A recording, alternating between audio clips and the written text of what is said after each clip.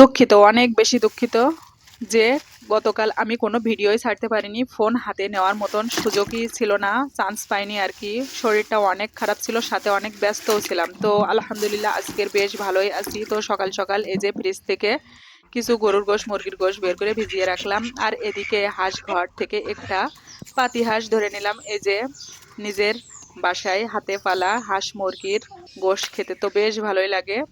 আজকের কিন্তু আমার অনেক বেশি ভালো লাগছে, যেহেতু বড় আপুদের জন্য একটু রান্না বাড়ার ব্যবস্থা করছি।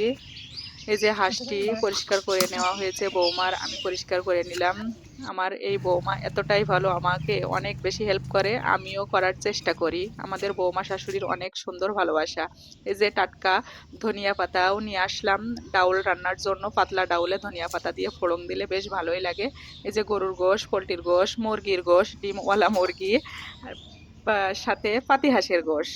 তো এই যে আমি এবার রান্নাটা চাপিয়ে দিয়েছি। আমার কিন্তু আজকে ভারত থেকে আরো একটি আপু এসেছেন। তো অনেক বেশি ভালো লাগছে, ভারতের আপু এসেছেন যেহেতু, সেই জন্য মনটা আরো বেশি ভালো লাগছে। তো আমার ভারতের মেজো ভাবিকেও অনেক বেশি মিস করি। সবাই দোয়া করবেন আমাদের পরিবারের আপু বড় আপুদের সাথে যেন মিলেমিশে থাকতে পারি। আর আমিও দোয়া করি প্রত্যেক পরিবারের মানুষের সাথে, আত্মীয়র সাথে সবাই মিলেমিশে থাকতে পারেন। আল্লাহ হাফেজ, আসসালামু আলাইকুম।